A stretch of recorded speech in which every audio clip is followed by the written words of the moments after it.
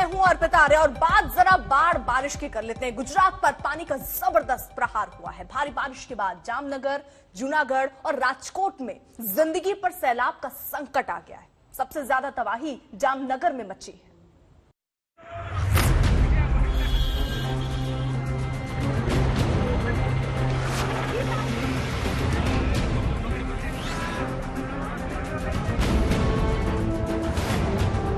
गुजरात में जल प्रलय के हालात हैं। सड़कों पर सैलाब के बीच कारें बह रही हैं।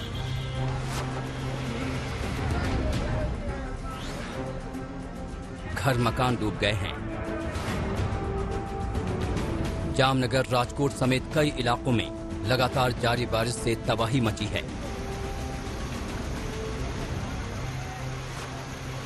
मगर सबसे बड़ा संकट जामनगर के सामने आया। ये तस्वीरें राजकोट जामनगर मेन हाईवे की हैं। भारी बारिश के बाद जब बांधों का पानी छोड़ा गया तो ऐसा लगा जैसे सैलाब पुल को बहा ले जाएगा।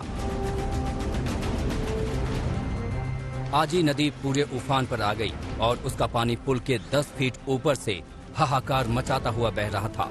ये तस्वीरें सोमवार की हैं, जब जामनगर पर ऐसा संकट आया कि राज्य के नए मुख्यमंत्री भूपेंद्र पटेल को जामनगर में हालात पर काबू पाने के लिए कुर्सी संभालने से पहले ही आदेश जारी करना पड़ा। वायुसेना के हेलीकॉप्टर जीवन रक्षा में जुट गए। आखिर ये नौबत क्यों आई, तो सुनिए। दरअसल भारी बारिश के बाद जामनगर के 18 में से 17 बांध एक ही दिन में ओवरफ्लो कर गए। 24 घंटे में जामनगर, कालापन और जाम जोधपुर में 25 इंच बारिश हुई। लोगों की जान खतरे में पड़ी तो हेलीकॉप्टर से रेस्क्यू ऑपरेशन शुरू किया गया। इसके जरिए 43 लोगों को एयरलिफ्ट किया गया। वहीं अब तक जामनगर जिले में 3 लोगों की मौत हो चुकी है, जबकि 2 लापता हैं। 4300 लोगों को सुरक्षित स्थान पर भेजा गया। इस तबाही के बाद आज के हालात कुछ हद तक काबू में हैं, मगर पानी जब उतरा तो जामनगर में तबाही का मंजर पीछे छोड़ गया। जामनगर राजकोट हाईवे पर बना ये पुल बुरी तरह क्षतिग्रस्त हो चुका है। इसे यातायात के लिए बंद कर दिया गया है। सोमवार को राजकोट में जो तेज बरसात हुई थी, उसकी वजह से ये जो आप नदी देख रहे हैं, ये इस वजह से है क्योंकि राजकोट में जो बरसात हुई उसका पानी जो आजी डैम है वो उसमें ज्यादा भरा और उसके बाद ये वहाँ पे गेट्स खोल दिए गए और इसकी वजह से आसपास के जो इलाके हैं उसमें काफी ज्यादा यहाँ पे पानी भर गया। ये आप जो ब्रिज देख रहे हैं ये तकरीबन 20-25 साल पुराना बताया जाता है और कहा जा रहा है कि अभी फिलहाल क्योंकि इसके ऊपर 10 फीट का पानी था और वो सारा क्योंकि इसके काफी ज्यादा फोर्स से बह रहा था तो ट्रैफिक तो रोक दिया गया था, लेकिन अब इसके हालात काफी खराब नजर आ रहे हैं और इसलिए एडमिनिस्ट्रेशन ने फिलहाल यहाँ पर ग्राम रक्षक दल, ये जो आप देख रहे हैं खाकी वर्दी में, ये सब ग्राम रक्षक दल के लोग हैं जो यहाँ पे तैनात कर दिए गए हैं। तो ये इंश्योर कर रहे हैं कि यहाँ से ट्रैफिक नहीं गुजरे। सैलाब का जब कहर टूटा तो जामनगर का संपर्क 35 गांव से टूट गया। एनडीआरएफ की 6 टीमें और वायुसेना के 4 हेलीकॉप्टर रेस्क्यू ऑपरेशन में लगाए गए। बाढ़ में फंसे ज्यादातर लोगों ने घर की छतों पर पनाह ले रखी थी, इन्हें बचाया गया। 24 घंटे बाद सैलाब से राहत मिली, मगर तबाही का मंजर ये दिखा रहा है कि जल प्रलय ने कैसे जिंदगी को संकट में डाल दिया था। जामनगर का ये रेलवे ट्रैक भी उसी सैलाब में बह गया था, जिसकी मरम्मत का काम तेजी से चल रहा है। वहीं इस सड़क की हालत देखिए, जो सैलाब के रौद्र रूप की चपेट में आया था। जामनगर और उसके आसपास के इलाके की कई नदियां उफान पर हैं और अब भी कई लोग सैलाब में फंसे हैं। उन्हें सुरक्षित इलाके तक ले जाया जा रहा है। जामनगर में विद्या और गोपी घांगर के साथ आज तक ब्यूरो। जामनगर के बाद राजकोट के हालात भी आपको बता दें। यहां प्रशासन ने भारी बारिश के बाद रेस्क्यू के लिए वायुसेना और नौसेना की मदद मांगी। राजकोट में जबरदस्त सैलाब ने कई लोगों को बेघर कर दिया। अब तक 2000 लोगों को सुरक्षित इलाके तक पहुंचाया गया है।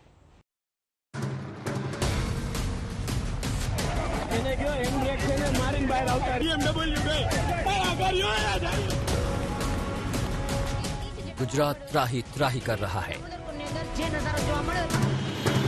शहर शहर सैलाब है। अब आपको एक एक कर गुजरात के अलग अलग इलाकों का हाल दिखाते हैं। जूनागढ़ का हाल देखिए, चारों तरफ बाढ़ के पानी ने कहर बरपा रखा है।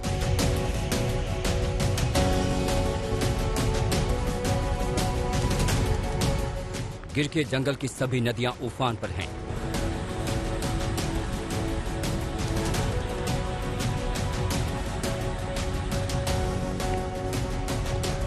जूनागढ़, पोरबंदर और गिर सोमनाथ से जुड़ने वाले सभी नेशनल हाईवे और स्टेट हाईवे बंद कर दिए गए हैं।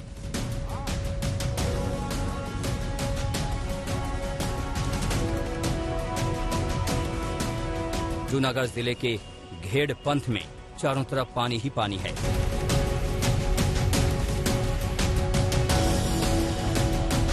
हजारों एकड़ में लगी फसलें तबाह हो चुकी हैं।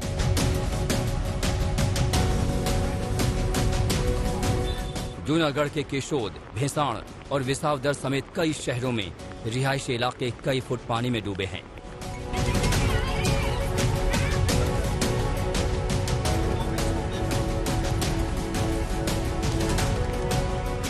अब तक लोग सरकारी मदद का इंतजार कर रहे हैं। गुजरात के राजकोट में भी भयंकर तबाही मची है। लोग सैलाब से जिंदगी की जंग लड़ रहे हैं। राजकोट की एक बस्ती से कई लोगों को निकाला गया। पूरी बस्ती में सैलाब ही सैलाब है। ऊपर से बारिश भी मूसलाधार हो रही है। राजकोट में बस्तियां क्या, रिहायशी इलाके क्या, हाईवे और रोड पर भी सैलाब ही सैलाब है।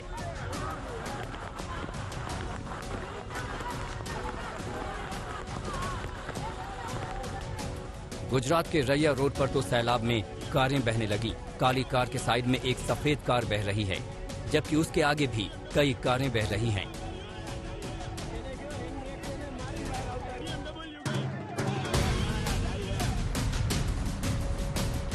जूनागढ़ में देखिए कैसे पुल के नीचे सैलाब हाहाकार मचा रहा है। जो लोग इस सैलाब को देख रहे हैं उनके रोंगटे खड़े हो रहे हैं।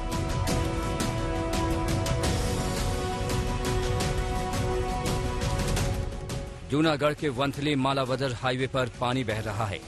देखिए कैसे लोग खुद जान को खतरे में डालकर सड़क क्रॉस कर रहे हैं।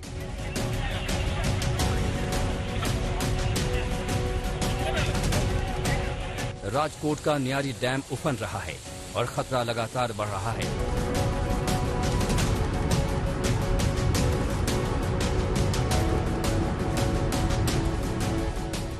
जरा दूसरे बांधों की हालत पर भी नजर डालिए।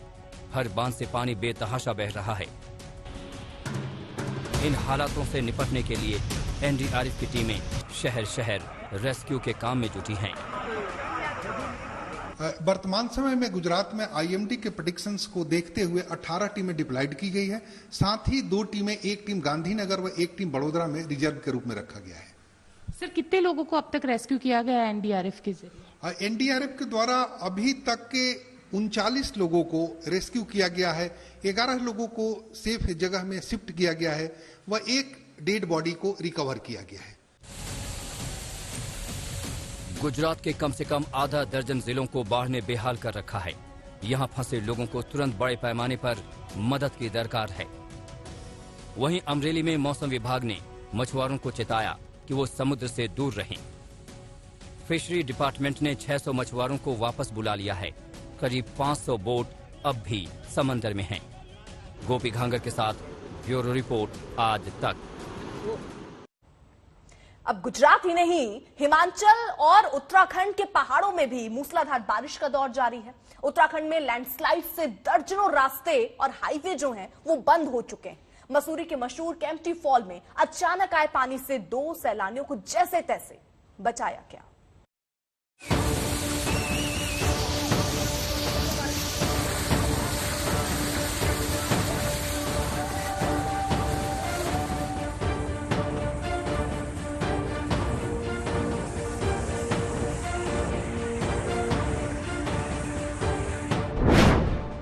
पहाड़ों पर कुदरत की मार।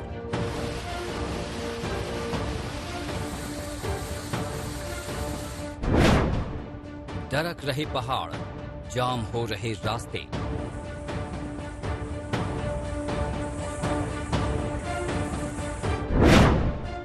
बारिश के बाद लैंडस्लाइड की मार।